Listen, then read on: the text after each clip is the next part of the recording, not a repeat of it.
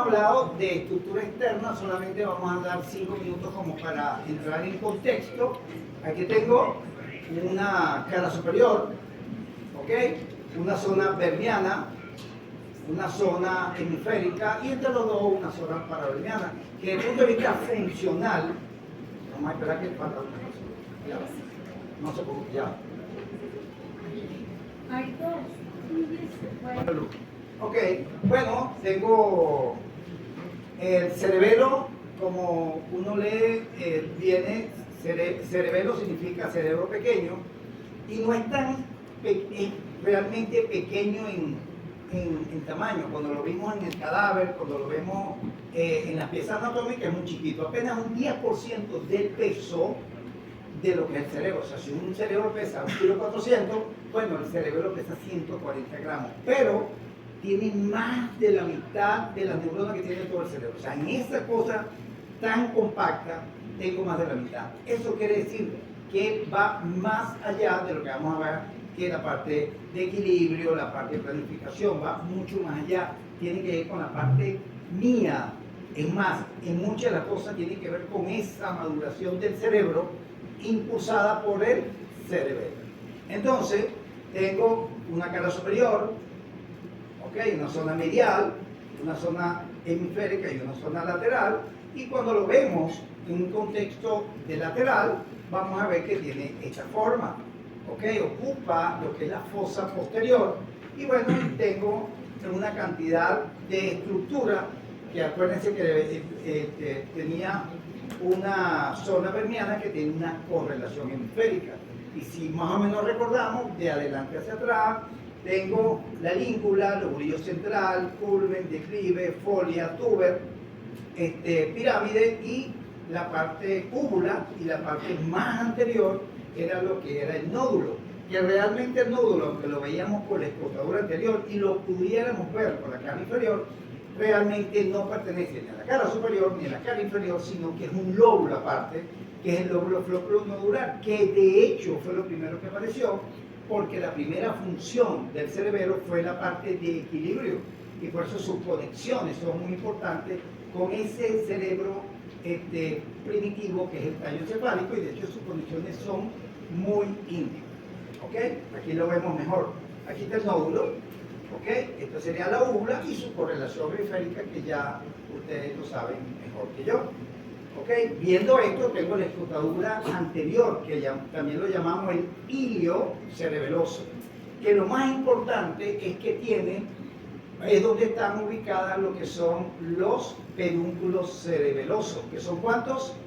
3. Son 3, uno superior, uno inferior y uno medial. Desde el punto de vista de organización, ya lo vimos nosotros en la pieza anatómica, el superior es hacia adentro y hacia arriba, el inferior hacia abajo y hacia adentro, y el medio, por supuesto, hacia afuera y hacia adentro. De los 3 pedúnculos, el más grande, el más en proporción es ¿cuál?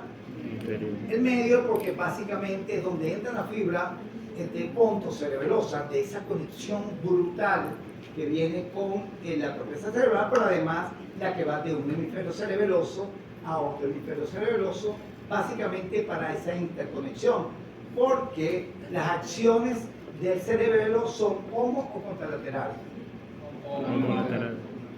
Son homolaterales. Entonces, las funciones del lado izquierdo, ya a diferencia de cuando hablemos con corteza, si yo tengo una disfunción cerebelosa del lado izquierdo, ¿dónde está el daño?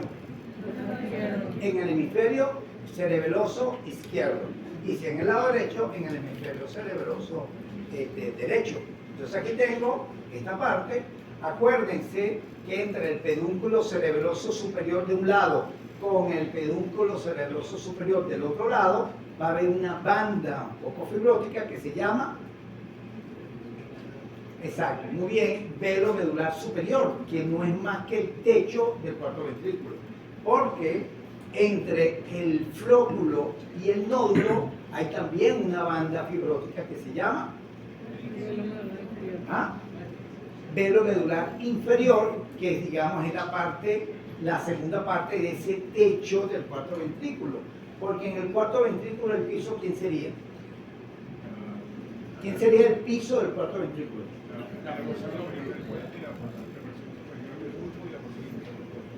Exacto, sería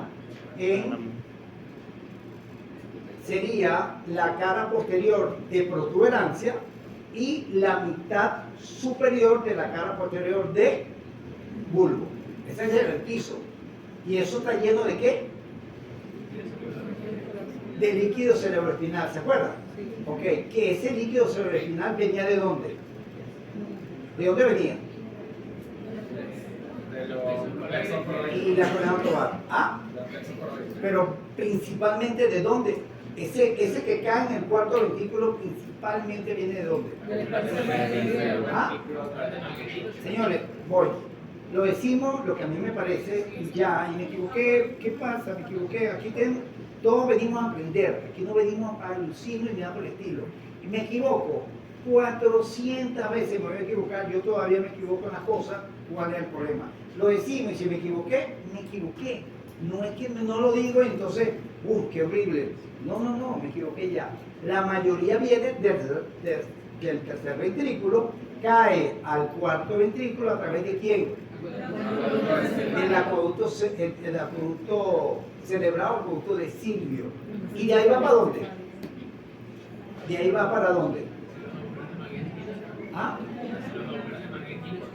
Tengo abajo y laterales y uno en el medio los abuelos de Luchka y Maguetí. Entonces los abuelos de Luchka y Maguetí ahora me lo va a llevar para la zona subaracnoidea. Y más o menos así funciona esto. ¿Se acuerdan?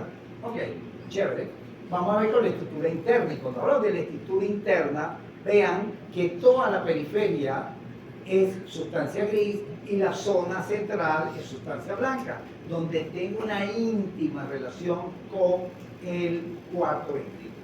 Una íntima relación con la cara posterior del tallo encefálico en esta zona. Y si lo veo más a detalle, bueno, yo tengo una sustancia blanca donde hay unos núcleos propios del cerebelo, que son ¿quién?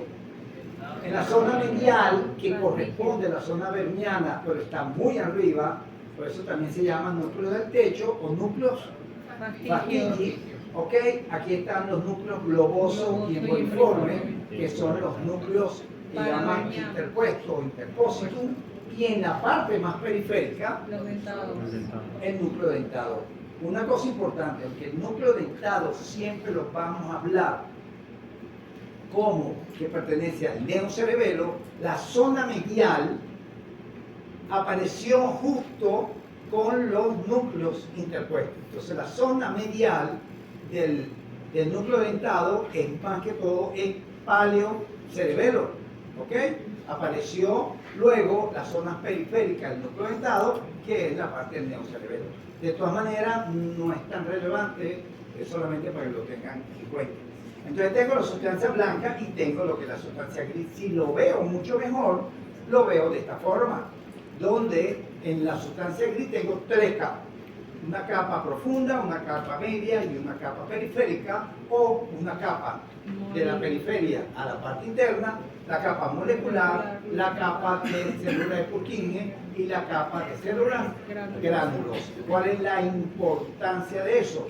Que bueno, tengo lo que es la capa más importante desde el punto de vista funcional de la corteza cerebrosa, que son las células de Purkinje, que son en la base, parecen una perita porque en la base es redondeada, en la parte superior y periférica es más delgada, pero ¿qué importancia y por qué son tan importantes las células de Purkinje? Porque absolutamente toda la información que se procese en la corteza únicamente va a salir por Purkinje, por el axón de Purkinje.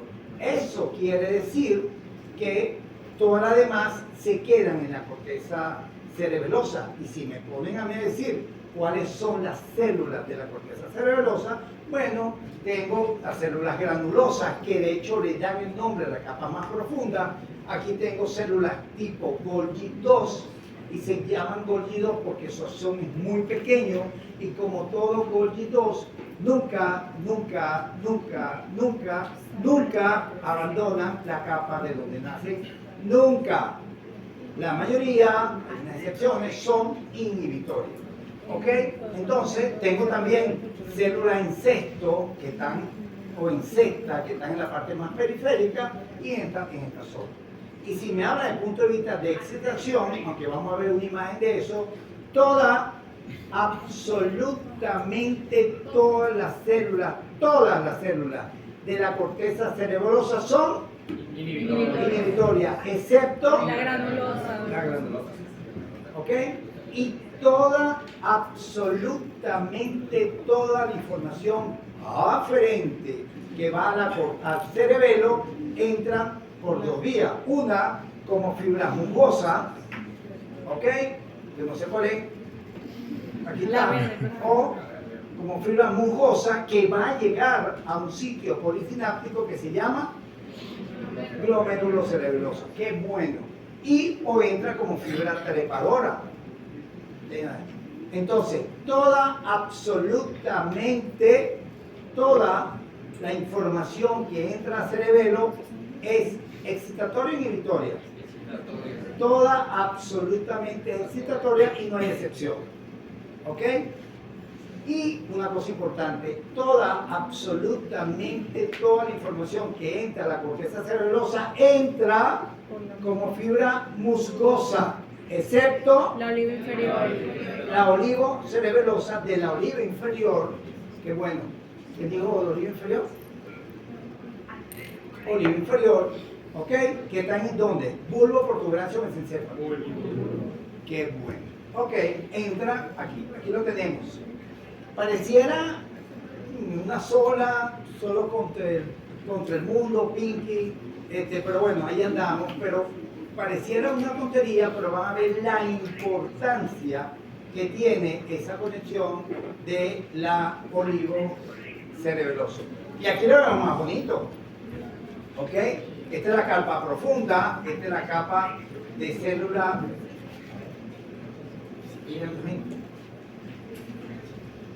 Ok, la capa profunda, ok, y la capa media y la capa más periférica, que hay pocas células pero alta cantidad de fibra.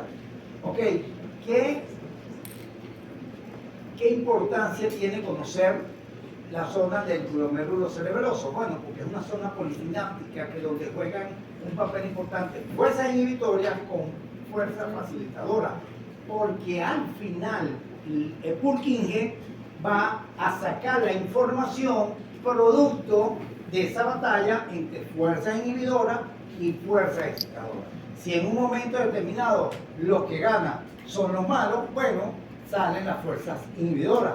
Pero si en un momento determinado lo que está predominando son fuerzas excitadoras, el producto final de Purkinje es excitador. Una cosa importante, llámese musgosa o llámese trepadora, antes de entrar a la corteza del cerebelo, manda una información a su núcleo correspondiente. Algo así como que estoy entrando, avisa, llegué, ¿ok? Llegó el rey o la reina del arroz con pollo para avisar que va a haber una actividad a nivel de corteza que va a sacar una información para que él esté preexcitado. ¿Está claro? Entonces yo mando una colateral, que no se ve por aquí, pero en algún lado estará, que mando la información, llegué a su zona que le corresponda para avisar que hay una actividad que requiere posiblemente algún tipo de producto final, llámese excitador o llámese inhibidor. ¿Ok? Ahora, ¿quién me dice cómo está formado el glomérulo cerebeloso? ¿Ah? ¿Una Golgi tipo 2? ¿Qué cosa es la mugosa? ¿Qué parte de la mugosa? Fibra musgosa. ¿Ah? La fibra musgosa. La fibra mugosa, estamos claros. ¿Qué más? Me falta uno. Dios, ilumíname, José Gregorio. ¿Ah? Y la dendrita de la granulosa. Vean que en esa parte polisináptica dos elementos son inhibidores y un elemento es excitador. Ese excitador hace lo siguiente. Ese excitador va a irse a la periferia y va a formar la fibra paralela. Y vean qué tan importante, una sola fibra de Purkinje puede tener hasta 200.000 sinapsis, una sola de Purkinje. ¿Ok? Y una sola célula, una fibra, perdón, paralela puede tener miles de conexiones de Purkinje. ¿Ok? ¿Por qué? Es una cantidad brutal, como le dije, en esa corteza cerebelosa, que son mucho más de la mitad de lo que tiene toda la corteza cerebral. ¿Ok? Entonces, pues, si ustedes ven acá, tengo fuerzas excitatorias y fuerzas inhibitorias, ¿ok? Bien sea activado por fibras musgosas que vienen de esta zona, fibras trepadoras que vienen de esta zona, que el producto final va a ir al núcleo rojo, a los núcleos vestibulares, a la formación reticular y al tálamo motor. Y si lo vemos un poco más bonito, sería algo más o menos así. Tengo mi aferencia que vienen de los núcleos continuos, de esa, si hablamos de coordinación, de los núcleos continuos que vienen de dónde. ¿De dónde? ¿De quién recibe información esos núcleos continuos? De la corteza. De la corteza motora o premotora. ¿Ok? Mando la información para acá, tengo de la médula espinal o de los núcleos vestibulares, ¿ok? Formando lo que es la fibra musgosa. Lo otro es la que viene de la oliva inferior. Desde el punto de vista funcional, la oliva inferior, ¿qué función tiene? Que no me acuerdo. ¿Ah? Exacto, tiene que ver con la parte extrapiramidal, ¿ok? Con la función extrapiramidal cortical. Entonces tengo la oliva que forma lo que es la fibra trepadora. Bien sea una o bien sea ahora, voy a tener un circuito donde entran en juego las células de Purkinje, las células granulosas, ¿ok? Y esas interneuronas inhibitorias que lo vamos a tener ahí, ¿ok? Estas fibras musgosas van a tener conexión con esta fibra, especialmente con las células granulosas que van a ser excitador, y el excitador es a través de el mayor neurotransmisor excitador que está en el sistema nervioso central, que se llama glutamato. Lo sé porque está aquí, y entonces esto va a tener una conexión de este lado, ¿ok? Pero voy a tener también neuronas a nivel del corte cerebeloso. Bien sea uno o bien sea otra, como dijimos anteriormente, las fibras musgosas siempre son excitadoras. ¿Ok? Ok. La oliva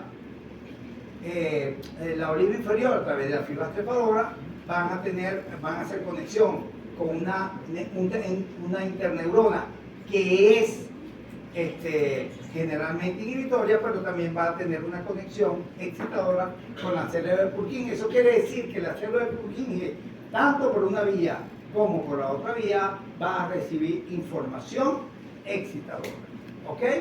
Entonces, entra en juego esta colateral, pregunta de examen, que ya no es glutamato, aunque menos, sino que es aspartato, que también es excitador, va a tener una conexión excitadora tipo axón colateral con las células de Purkinje.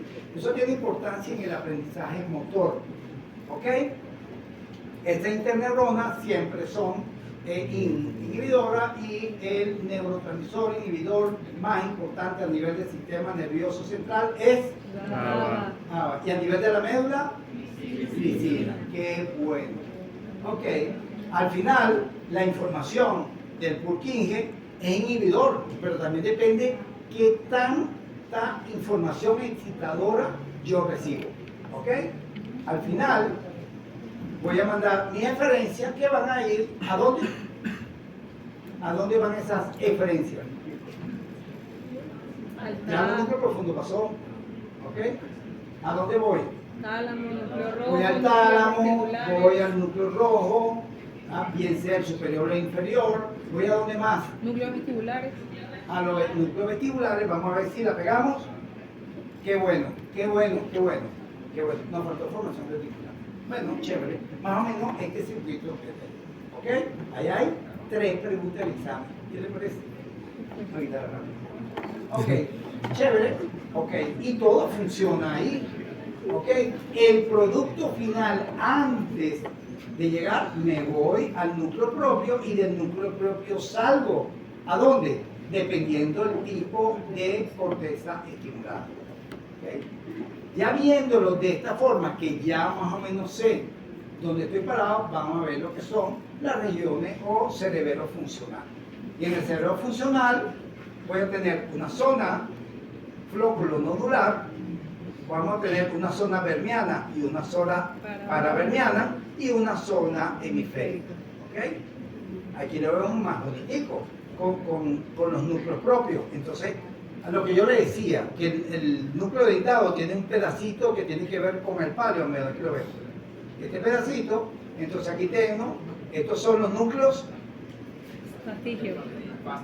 fatigio, interpósito, globoso, G de gol, va para adentro, ok, globoso y emboliforme, E de externo, entonces estoy afuera, ok, y tengo el núcleo dentado, que está colocado de esta forma. Y aquí lo tengo, las diferentes, para dónde voy,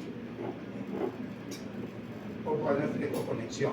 Vean lo que es el glomérulo cerebeloso y esta interconexión mediado por esta parte que son las fibras paralelas. Vean la cantidad de conexiones, de sinapsis que tengo en todo esto. ¿Okay? Aquí lo vemos. Vean la cantidad de fibras paralelas que están colocadas en esto y vean cómo tengo yo miles o cientos de miles de conexiones. ¿Okay? Y esta conexión va de la mano de tener esta colateral, ¿okay? Así como en este caso, con los núcleos profundos, dependiendo de qué función esté hablando, para tener conexiones en la parte de corteza cerebral. ¿Okay?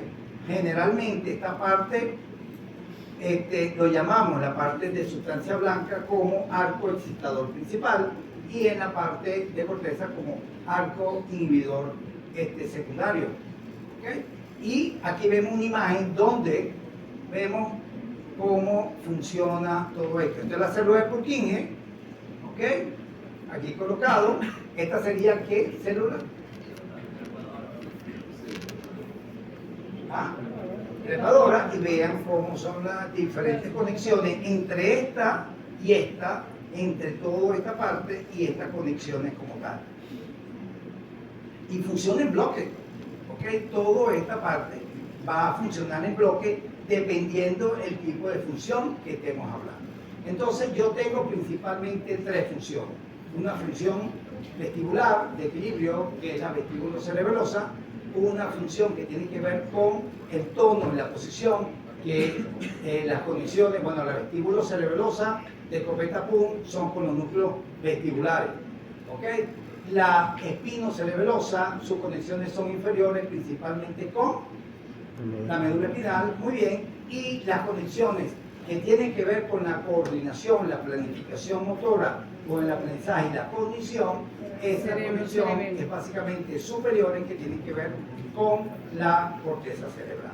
En ese orden de idea, la vestíbulo cerebelosa, aquí lo tenemos, aquí tengo el lóbulo flóculo nodular, ese flóculo nodular va a recibir información visual del geniculado lateral y del área pretectal. O sea, áreas principales como áreas que tienen que ver con la parte de reflejo. Bien sea por una o bien sea por otra, van a lo que es el lóbulo flóculo nodular. Pero él no se queda ahí. Hay información directa de los canales semicirculares del utrículo y del sáculo.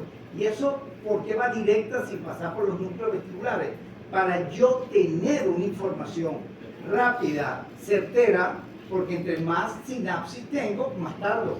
Entonces yo voy a tener un grupo que va directo, ¿okay?, al cerebelo, pero hay otras que van a tener una acción o van a tener una parada con los núcleos vestibulares. ¿Okay? Esto recibo de los canales semicirculares, el utrículo y el sáculo, voy a la parte del flóculo nodular y ahora del lóbulo flóculo nodular, ¿para dónde voy? Para los núcleos vestibulares, formando dos fascículos. El vestíbulo espinal medial y el vestíbulo espinal lateral. El vestíbulo espinal medial, M de más, facilita el movimiento motor. El vestíbulo espinal lateral, L de low, disminuye o inhibe o baja la actividad motora. Bien sea por uno o bien sea por otra, hay un fascículo que es el fascículo longitudinal medial que va a tener una parte ascendente hacia los núcleos oculomotores para terminar o cerrar arco reflejo. Entonces, más o menos aquí. Pregunta de examen, esta. Ok, entonces, el vestíbulo cerebelo, aquí lo tenemos, va a los núcleos vestibulares. Como ustedes lo vimos en tallo, yo tengo 3 núcleos vestibulares. Uno superior, uno medial, uno descendente de Deiters, ¿ok? Aquí metido, y uno lateral, ¿ok? Uno superior, uno medial, uno de Deiters y uno lateral. Cada uno va a tener una proporción dependiendo el tipo de área vestibular que estemos hablando, ¿ok?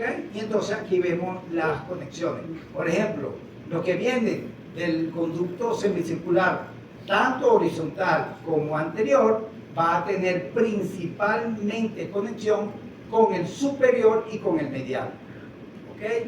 Los que nacen de los conductos semicirculares posteriores van a tener también conexión con el superior, con el medial, pero también con el descendente, ¿ok?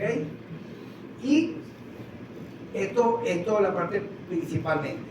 Cuando hablamos del utrículo y cuando hablamos del sáculo, el utrículo y el sáculo principalmente tienen conexiones con el lateral, con el inferior y poca fibra con el medial. Entonces, tengo acá con el descendente o de Deiters, con el lateral y pocas fibras que van ahí a la zona medial. O sea que ellos también tienen una distribución bien equitativa. Ok, entonces las aferencias, conductos semicirculares, órganos otolíticos, también al tubérculo cuadrigémino superior y a la corteza estriada, que tiene también con la parte visual. Okay, su referencia principalmente a los núcleos vestibulares del tallo, como ya lo dije. Okay. Desde el punto de vista de función, okay, el vestíbulo cerebelo regula el equilibrio y los movimientos de los ojos y básicamente lo hago para mantener, okay, el más tiempo posible o con la menor distorsión posible mi último campo visual. Okay, o sea, mi último campo visual que capta la retina. Eso es lo que yo hago, o sea que realmente es para el equilibrio de la cabeza. Mientras yo no pierda la cabeza o no pierda el equilibrio de la cabeza, por supuesto, va a ser menos aparatosa en un momento determinado, por ejemplo, una caída. ¿Okay? Entonces, aquí lo vemos. Los trastornos, mareo, nistagmus, vómitos. El vómito generalmente es cuando hay nistagmus, por ejemplo el Meniere, que vamos a explicar después en el espino, pero también ataxia del tronco, de la mancha y de la bipedestación. Ok, vamos con la zona espinocerebelosa. La parte espinocerebelosa va a tener desde el punto de vista de cerebelo, ocupa o tiene que ver con la zona medial, o sea, la zona vermiana y la zona paravermiana. O sea, vermiana y paravermiana, ¿ok? De esta parte. Por supuesto, sus conexiones son inferiores. Y ustedes se acuerdan, cuando vimos médula espinal, había unos fascículos ascendentes. ¿Cómo se llamaban? Espinocerebeloso anterior. Espinocerebeloso anterior y espinocerebeloso posterior. Uno que llamaban dorsal y uno que se llamaba ventral. ¿Se acuerdan? Entonces, uno dorsal y uno ventral. Entonces, esto viene, es lo que llamaban de Clark.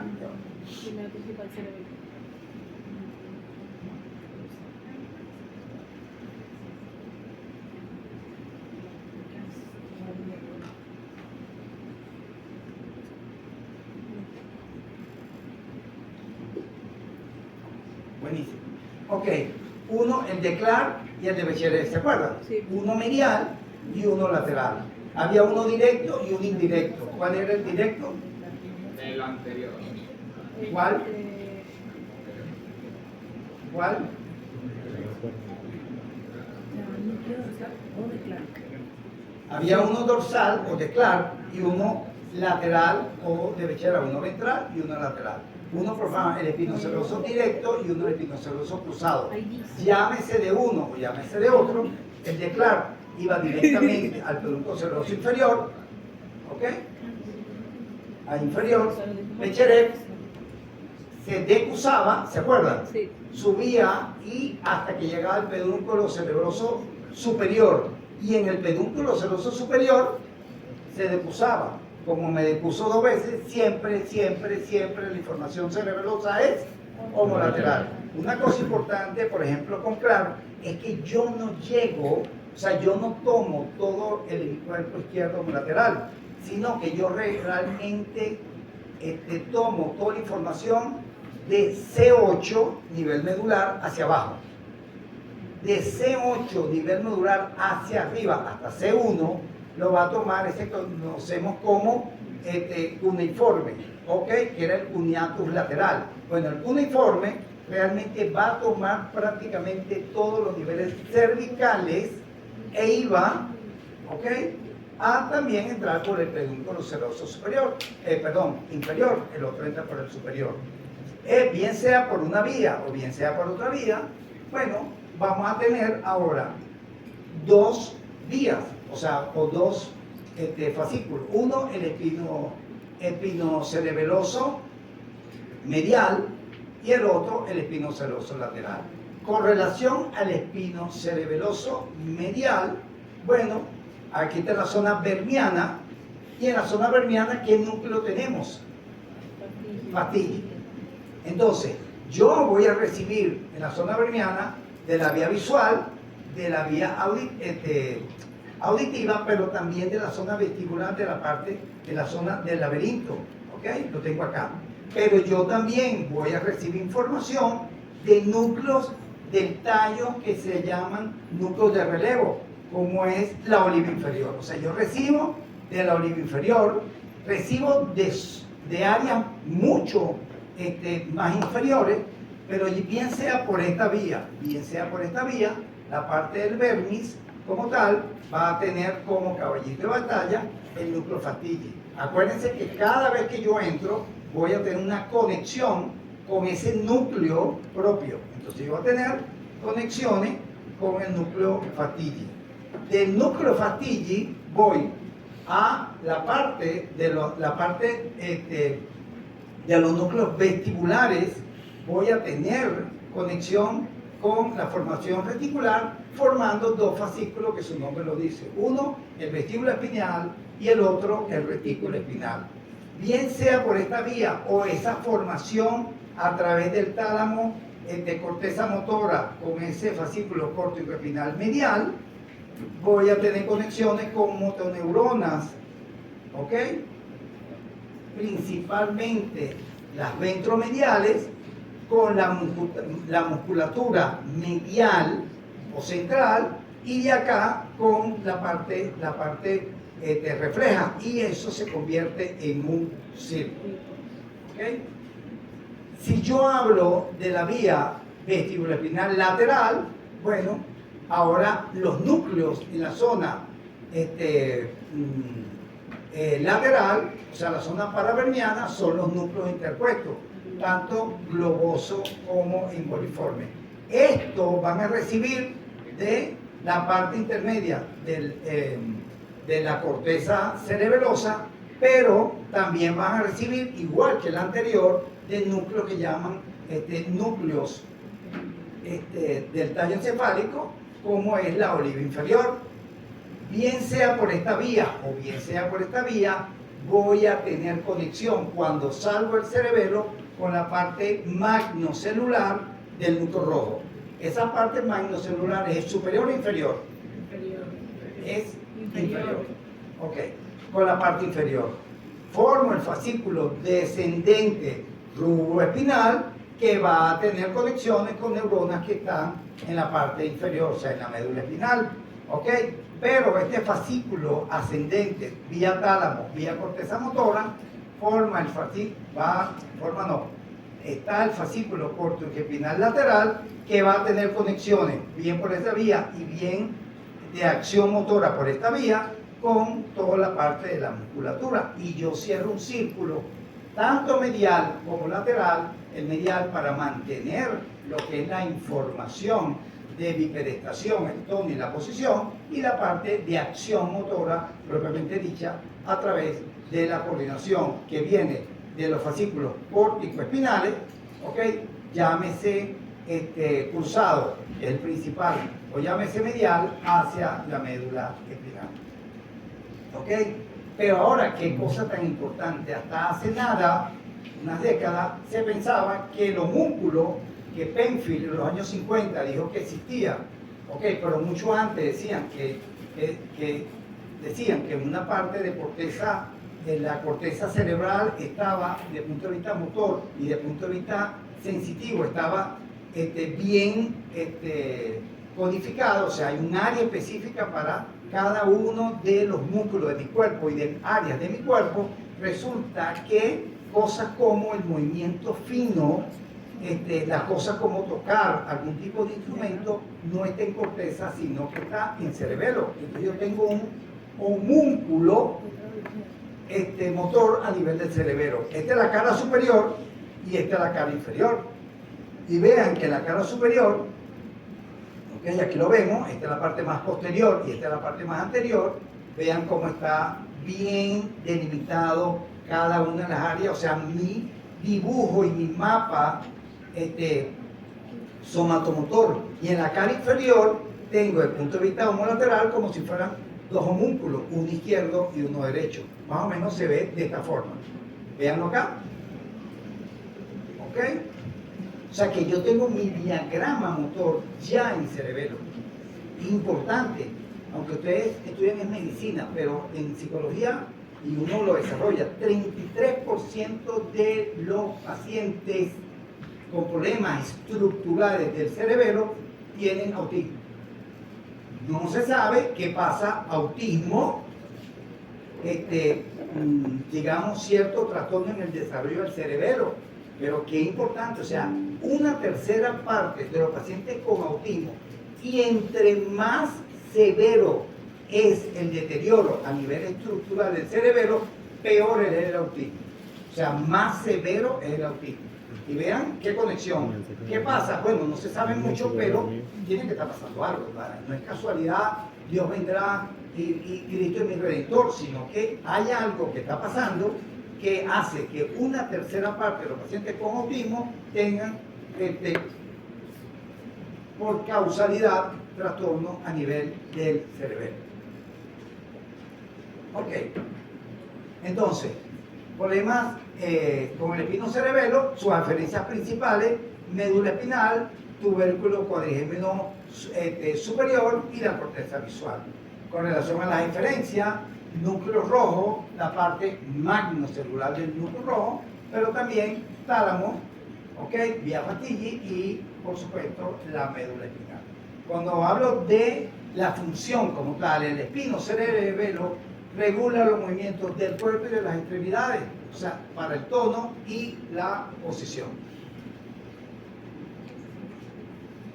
Cuando hablo de los trastornos, va a haber ataxia marcada de las piernas, trastornos oculomotores y trastornos del habla, sin tener un tema. O sea, que vean que el lenguaje, ¿ok? Funcionar mal el cerebelo hace que funcione mal el lenguaje, que es una cosa codificada desde nuestros ancestros. Una de las cosas que pierde de último un paciente con problemas de tipo Alzheimer es el lenguaje. Una de las últimas cosas que uno pierde desde el punto de vista neurológico es el lenguaje. ¿Pero por qué? Porque está codificado tan brutal que de hecho nosotros como Homo sapiens estamos acá realmente por el desarrollo del lenguaje, que va desde la mano de una mutación que es el gen FOXP2.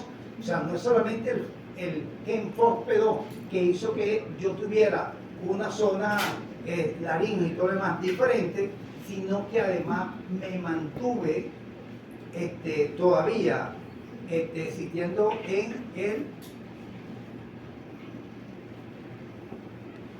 en la Tierra, y otras especies, por supuesto, acabaron, por supuesto, dejaron de existir. Esto es una disartria atáxica con relación a eso.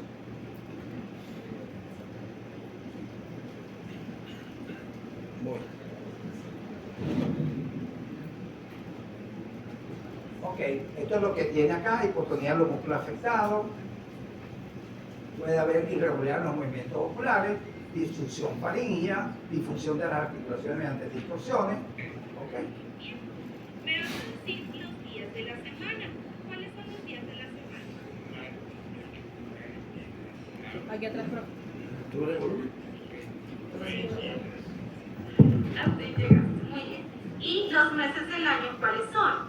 Enero, marzo, abril, mayo, junio, julio, agosto, septiembre, octubre, noviembre, diciembre. Ok. Chévere. Perfecto. Y vean esta. Disartria atáxica. Laura nos representará un ejemplo.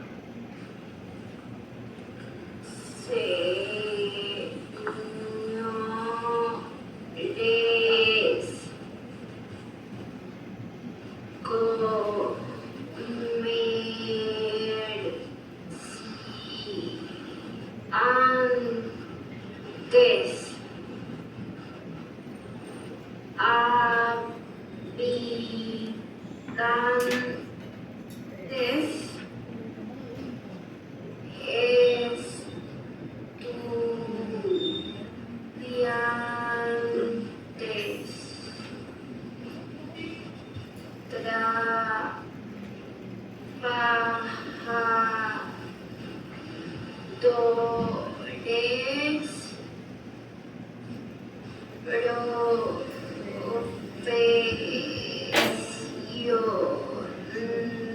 profesionales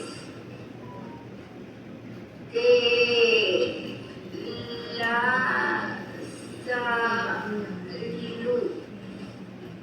La disartria atáxica, lesión cerebelosa caracterizada por hipotonía de los músculos afectados, irregularidad de movimientos oculares, disfunción faríngea con una voz áspera y una monotonía en el tono. En general estaría afectada la fuerza, la velocidad, la duración y la dirección de los movimientos.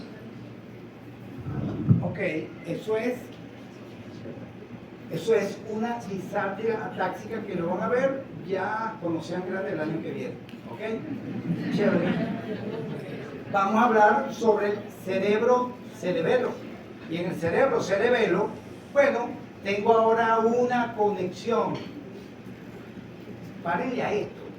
Si quiere, se salga. Yo sé que esto, el captador es antes y después, y el que puso antes y después no lo pone igual, está inasistente, entonces después va a venir el tema. Pero traten de pararle a esto. Y si no le quiero parar, yo le agradezco que realmente pongo la huella, me salgo, hago cosas y luego subo. Le avisa a cualquier muchacho: mira, terminó la clase. Es que atrás tienen un tema ahí, un tema de comadrazgo, desde el punto de vista de sinapsis eléctrica. Entonces, con encuentro cercano, heterogéneo. Entonces, vamos a tratar de pararle a esto. Si no salimos y después entramos. Total, esto no es para todo el mundo. Ok, chévere. Bueno, aquí tenemos. Ahora entra en juego lo que es la parte lateral.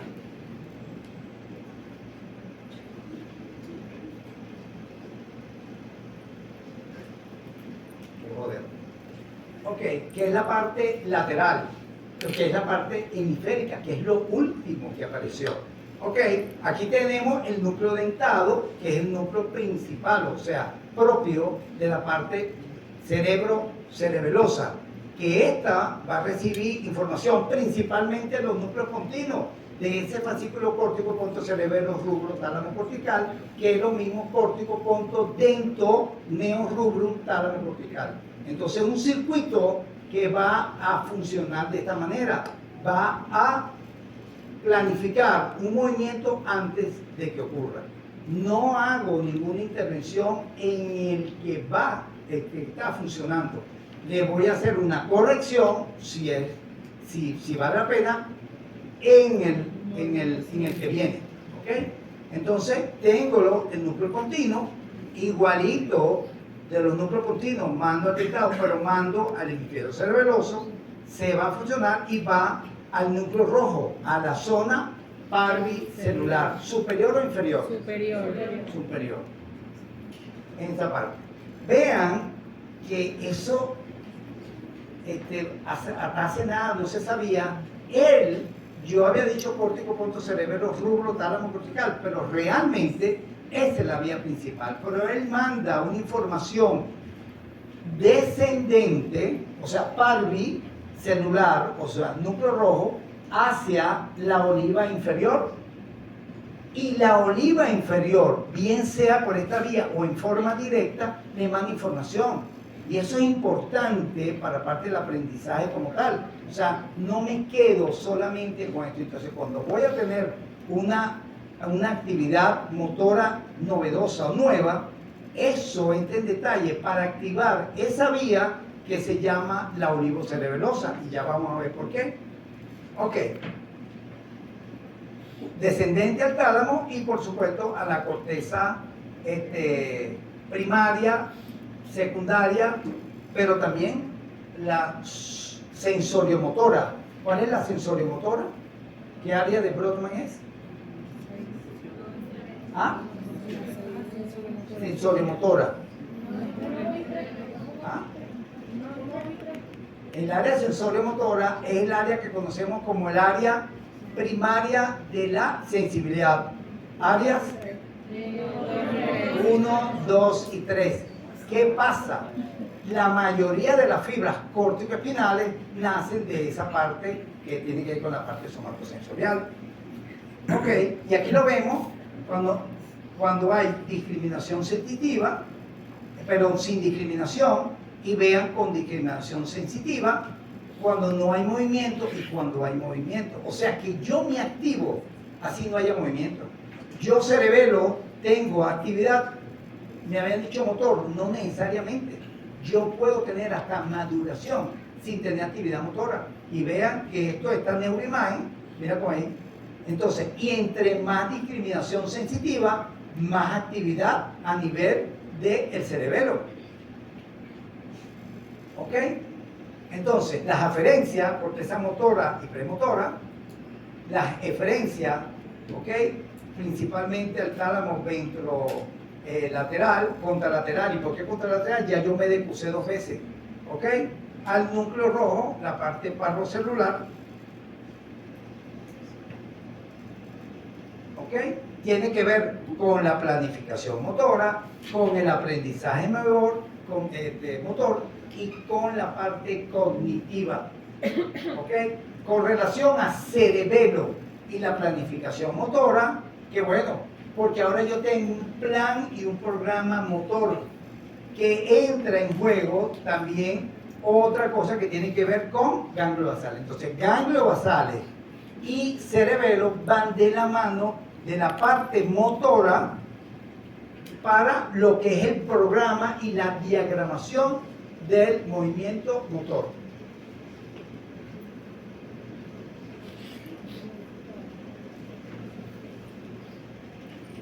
Qué vaina.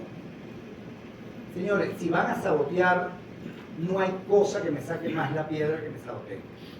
Si ustedes van a seguir hablando, no sé qué hablan. Si es tan importante, si es cripto o algo así que tiene que ver desde el punto de vista monetario, salgan.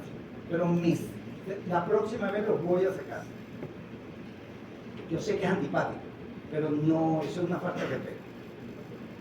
Entonces, el programa y el plan motor, y por supuesto, todo esto es para una ejecución. La ejecución va a entrar en juego todo lo que tiene que ver con la corteza motora primaria para un movimiento. Entonces yo tengo una planificación, que esa planificación, como dije anteriormente, cerebelo con ganglios basales. Pero también tiene que ver con el cerebelo y el aprendizaje motor. Y el mejor ejemplo de esto es el reflejo vestíbulo-óculo-motor. El vestíbulo-óculo-motor es el mejor ejemplo para esto. ¿Por qué motivo? Porque para el aprendizaje motor juega importante una conexión que es esa que dijimos que era única, que es la olivocerebelosa. Resulta que cuando yo aprendo algo nuevo, hay lo que se llaman espigas complejas, que son una potencial excitatorio posináptico de tal magnitud que hacen esto. En cambio, todo esto que está aquí tiene que ver con la actividad de la fibra mucosa. ¿Ok? Entonces vean cómo la actividad de esta fibra que está acá, que es la olivocerebelosa, es capaz de producir un potencial posináptico excitatorio de tal magnitud que es la responsable no solamente de la parte de condición, sino del aprendizaje motor.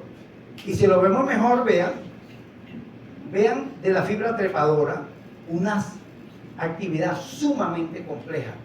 Tan compleja que demanda actividad para que luego continúe la fibra musgosa. Y vean que la fibra musgosa, esto se llama espiga simple, pero esto se llama espiga compleja. ¿Ok? Pregunta de examen. Entonces, esto en el reflejo oculomotor, cuando yo giro la cabeza hacia el lado derecho, mis ojos ¿para dónde van? Para el lado izquierdo. Y básicamente, ¿por qué?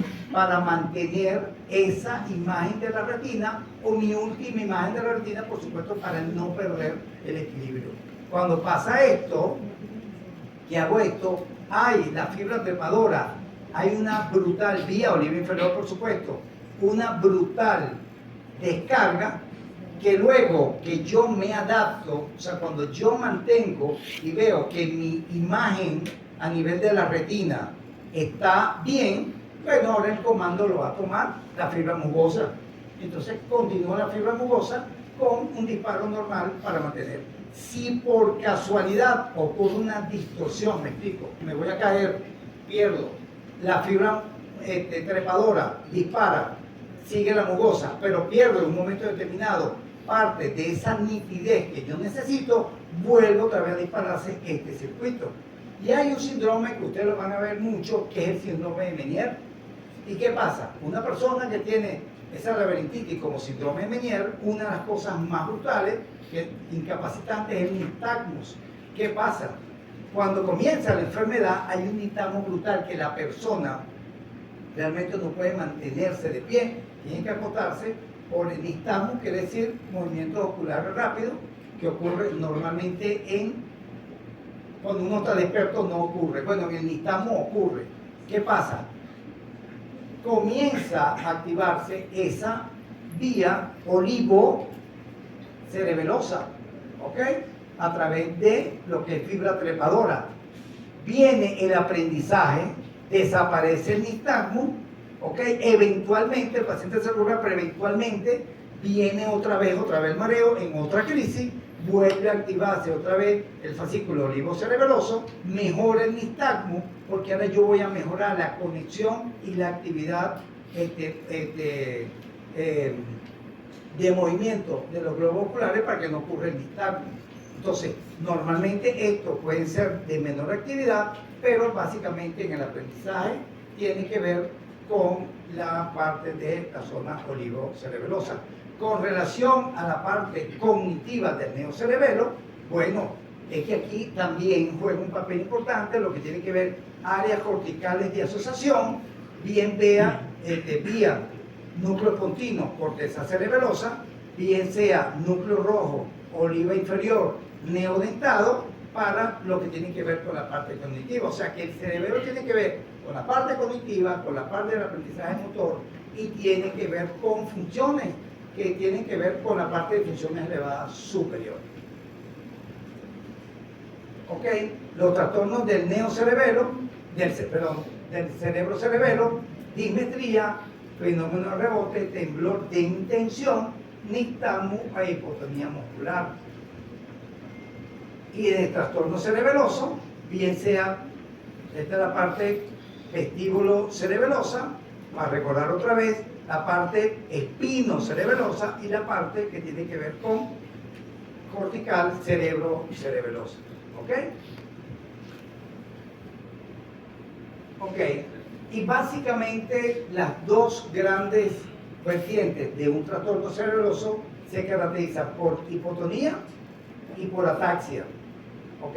Y aquí vamos a ver unos videos muy cortos de un paciente con problemas cerebelosos.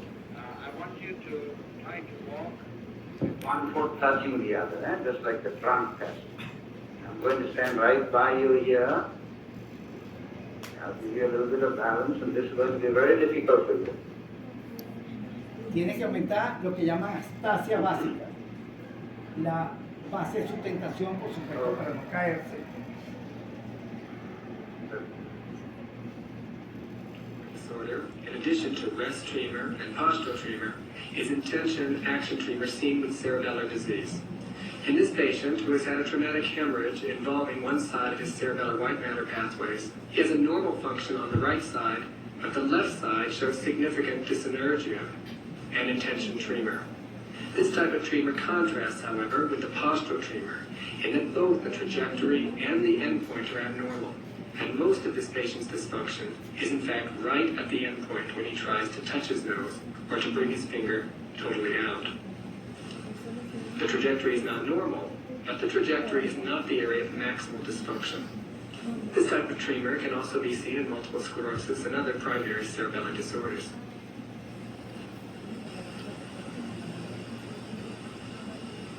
Acuérdense algo importante, el temblor de un paciente con problemas de los ganglios basales como el Parkinson y un paciente con problemas cerebelosos es que el del cerebelo es un temblor de intención o de acción. Mientras yo no me mueva, no pasa nada. El del cerebelo es un temblor de reposo. Si yo me muevo, disimulo el temblor. Entonces ahora es un temblor que entre otras cosas tiene lo que es cuenta de moneda cuando yo estoy en reposo. Entonces, ¿no? ¿Se acuerdan de Michael Fox? Él tiene un problema de Parkinson y él trataba de moverse para disimular el temblor como tal. Vean la base de sustentación.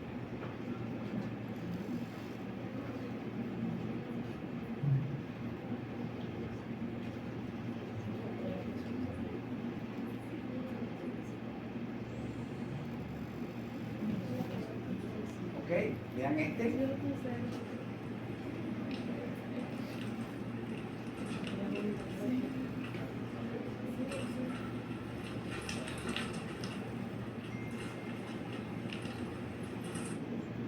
Antes había todavía hay una lumpia tipo hongo alucinógeno que producía, pero violentamente un daño a nivel de la parte cerebelosa. Entonces es lo que se hace. ¿Okay? Entonces, en general, tengo lo que es astasia basia, que es aumentar mi base de sustentación, reflejo pendular, y básicamente por la hipotonía, voy a tomar un reflejo y me voy a tomar un café y sigue la persona dando todavía como tal. Asinergia, que es dismetría, fenómeno de rebote, y temblor de intención, de acción, como tal. Eso entra de lo que es la asinergia.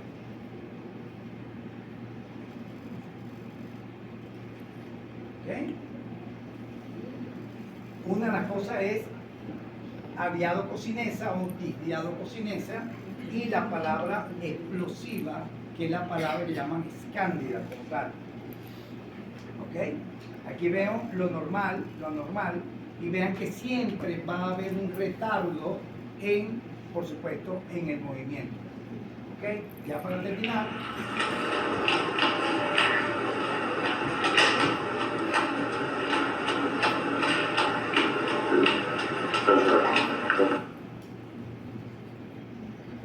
Idiococinesia es la capacidad de realizar movimientos rápidos, O sea, repetidos. tú le mandas a hacer al paciente supinación, pronación, supinación, pronación, supinación. Las pruebas de Él, por supuesto, idiococinesia se va a pueden liberar. el habla por los miembros superiores. Oralmente se puede evaluar con los fonemas pa, pa, pa, ta, ta, ta, pa, ta, ca, y también haciendo movimientos de supinación y pronación. La disdiadococinesia es la imposibilidad de realizar movimientos rápidos alternantes a consecuencia de una lesión cerebral que afecta el tiempo, velocidad y aceleración en los movimientos normales. Ellos para Se disimular evalúa lo el hacen lento, o sea, no pueden hacer rápidamente, sino que lo hacen, digamos, en rueda dentada, o sea, como el movimiento, como sectorizado, dividido. Atornilla una ampolleta.